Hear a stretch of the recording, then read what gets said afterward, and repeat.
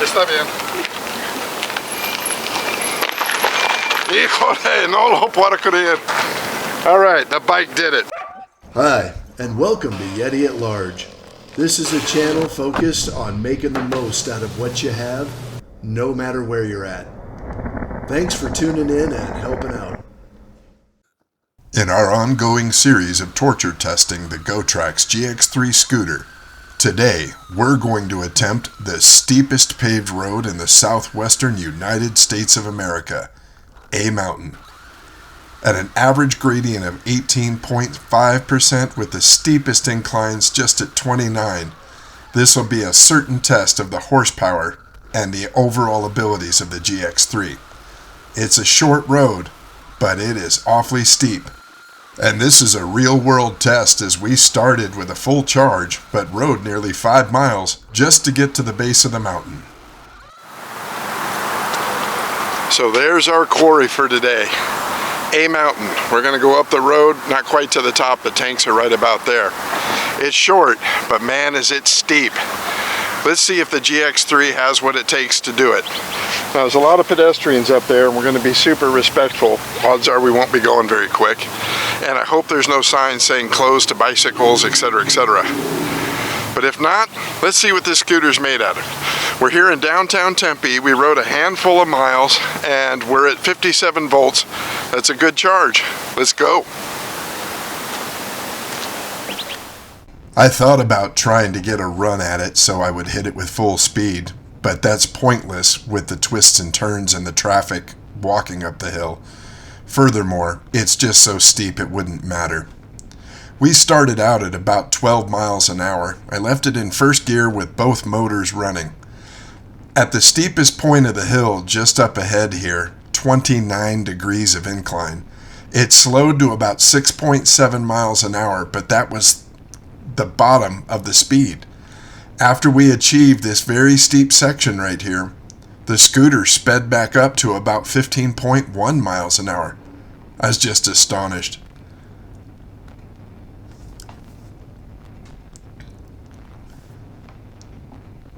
No challenges keeping the balance, and the afternoon ride had no foot traffic. But in the morning there were plenty of pedestrians that were cheering me on and astonished that someone my size was riding an electric scooter up that steep road.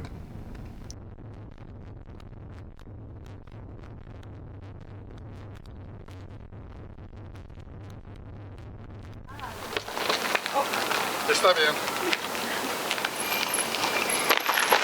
Híjole, no lo puedo creer. All right, the bike did it. Look at this topography of the hill. Not bad for a little electric scooter. Let's get a panoramic. Looking west, we see Tempe Town Lake, the Salt River, Sky Harbor Airport. Phoenix is out there in the distance. This is Mill Avenue in downtown Tempe. Here is the Tempe City Hall, an inverted pyramid. We did a video a couple years ago about civil discourse and civic pride and how leadership of an organization should be at the very bottom of that inverted pyramid with the weight of the organization on their shoulders, not the other way around. You're responsible and accountable for all of the people that follow you. Sure is pretty up here today. There's ASU proper. The hill climb's only half the story. Getting down is the other half, and the other test of the systems. We decided to be complete and thorough. We'd do the rest of the paved section to the water tanks down, and then back up and over. It's just as steep as the regular road, and I thought it would be essential to be comprehensive.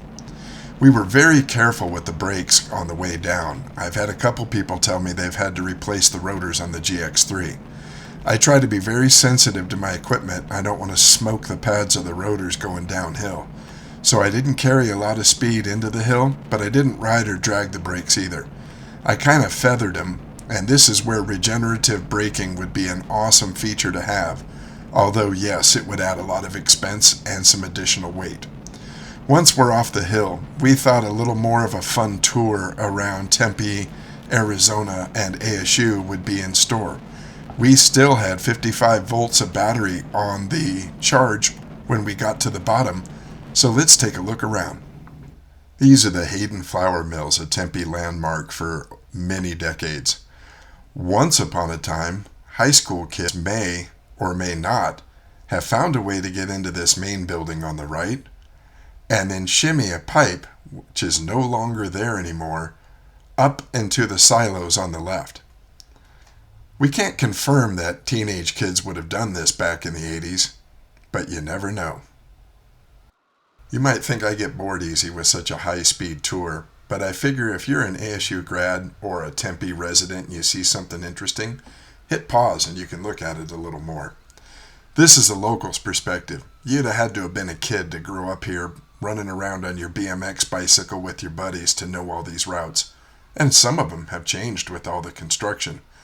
Nevertheless, this is a backwoods way to get it done. You should have seen the shock on the drivers' faces that I was actually obeying traffic signals. Crazy. Now, I stopped and asked permission if it was okay to go into the parking lot at Grady Gamage here in a moment because they looked like they had an event. They said it was okay, and since I scoot for fun and it's fun to scoot, let's talk about Grady Gamage Auditorium. If you're into history and buildings, this is a Frank Lloyd Wright. This is some crazy architecture, but it's definitely a landmark at ASU and in Tempe. I graduated junior high school in here, saw the Russian Ballet, and watched the Nutcracker Suite. It's a pretty awesome place to catch a show. Highly recommend it. But the day is short, and we need to ride. There was one small bummer on the day. I had to stop by Ace Hardware on the way to my mom's house to pick up a couple things to do a project for her like a good son. Brought the bike inside and parked it next to some other scooters. When I came back out of the store and looked down, somebody had stolen my tiller bag off the scooter. You can see him parked right there. It's a total bummer. I had a charger, a pocket knife, a flashlight, a first aid kit, tools, my owner's manual. You name it. All the things you'd need for a fun scoot. A curse be upon thieves. You don't ever steal from other people. If they had just asked me, I might have shared my tools or the flashlight with them. Let's not end on a bummer. Let's end by showing respect to Canine Officer Murph. This is his local memorial in the park where he gave his life. It reminds me of some video footage I shot a couple years ago at the Capitol. This is the Law Enforcement Canine Memorial. I'm looking for Officer Murph. There we go. Officer Murph, right outside of my parents' front door the year I graduated high school, performed his duty and gave his life to keep his handler and the other officers in the public safe. Absolutely phenomenal example of servitude from the heart of a dog. So let's look at this canine memorial as a canine officer would. No, I'm just kidding. So there you have it. A test of raw horsepower going up that steep road. I'm impressed, Gotrax. Next, we're going to test the climbing endurance, and maybe we'll do something like the 7-mile long Snowball Road in Flagstaff, Arizona. Either way, we really hope you come along for it. Please like, subscribe, watch my videos 400 times on 12 different channels, and share with a friend. We could really use your support. Thank you so much.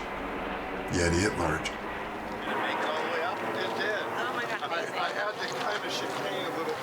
One steep part, but I'm about to call some 20-somethings and tell them they don't know nothing. Exactly. And the old man's not as fat as they said he was.